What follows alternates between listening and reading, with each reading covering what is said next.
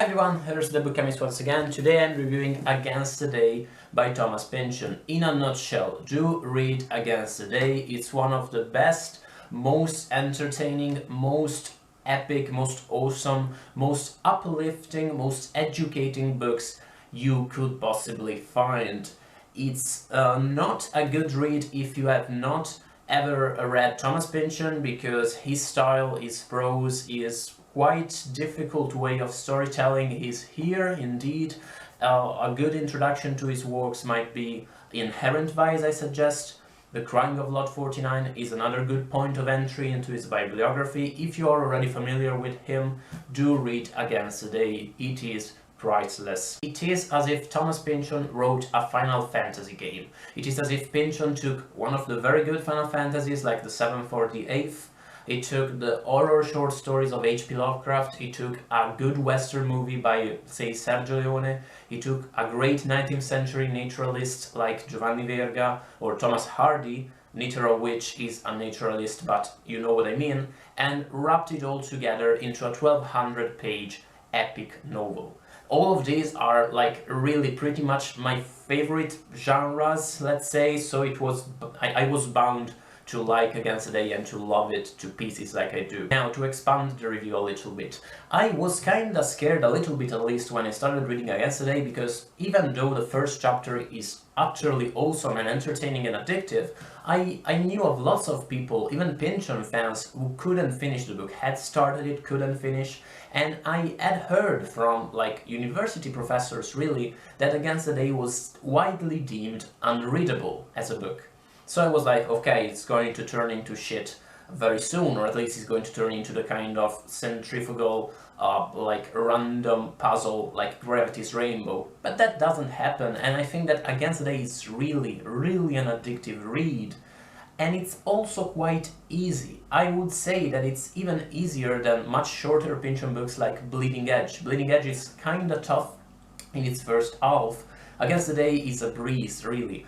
The difficult part of Against the Day is, well, you see it, that it's in really, really fucking long. If you're going to read it, spreading it through the course of like 2 or 3 months, which is a completely legit amount of time for a book like this, by the time you reach page 900, you might not exactly remember who that guy who was mentioned 2 pages, like 500 pages ago, really is. But in general, the book kinda helps you with this, and it happened to me once or twice throughout the reading, but after a page or two, some detail is mentioned and you remember, oh yeah, it was that guy the Chums of Chance met in Venice, for instance. But if I talk about the book like this, it's going to look like a random mess, and it's not. This book is extremely rewarding on a chapter-by-chapter basis. It offers some closure at the end of the book. I'm not going to spoil you anything. It offers some rewarding closure up to a certain point, expect that, but also on a chapter-by-chapter basis, each chapter offers satisfying, rewarding narratives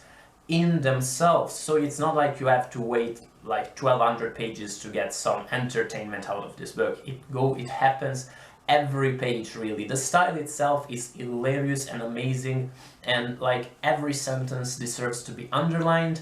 Even narratively speaking, as far as the plot is concerned, the book is rewarding. The more you read, the more you get. And as I already mentioned, this is also an extremely uplifting read. Even though at times it can be really heavy, it can be really cruel. I remember getting into a discussion many years ago, a literary discussion, Wallace versus Pynchon. Back then I was rooting for Wallace. Right now I have completely shifted sides, actually. But back then I was the guy saying, no, Wallace is the sincere and honest and genuine writer, whereas Thomas Pynchon is the asshole who only wants to mock his readers. Back then I had just finished Gravity's Rainbows and I had quite liked it, but I had been completely stricken by all the nihilism and the gruesome reflections in it.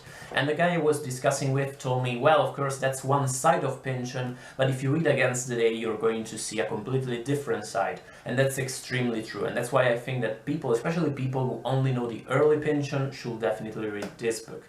This, as I said, is an uplifting book. It offers solutions. It's a happy book in many ways, and it is so extremely complicated and problematic because it's a book about the years leading to World War I. and it doesn't cut any slack about, you know, the international events and international dynamics that led to that. Of course, Pynchon mixes all that with his brand of fantasy and paranoia and conspiracy theories, but this thing features some heavy reflections, as heavy as Gravity's Rainbow, without falling into that same nihilism. I should also mention that this is extremely heartbreaking when it deals with themes of parenthood. Thomas Pynchon can be really a dick and a cruel writer, but when it gets to children, when it gets to being a parent, having sons and daughters, he becomes really a honey bear. You can really feel him melting, and some pages in here will like are real tear-jerkers. Since I talked about Final Fantasy, I should also talk about BioShock Infinite, which is an awesome video game, came out a few years ago. You should probably know that BioShock Infinite is strikingly similar to Against the Day in so many ways, both in setting up to a certain point and especially in the themes that the both narratives deal with. It's extremely, strikingly similar, but not in a bad way. In the same way, I think, for instance, Salman Rushdie's Midnight's Children and Jeffrey Eugenides' Middlesex are extremely strikingly similar. I'm not talking about plagiarism, I'm talking about both being awesome. And this is even more so the case, because I think Against the Day and BioShock Infinite are masterpieces in their respective genres. Is the book perfect? Is the book flawless? The book is not perfect. I don't think a long book, especially one as long as this one, can be perfect. The only perfect books I'd say I've ever read, if you ask me right now, I'd probably mention Of Mice and Men by John Steinbeck and Slaughterhouse 5 by Kurt Vonnegut, and both of those are really, really short.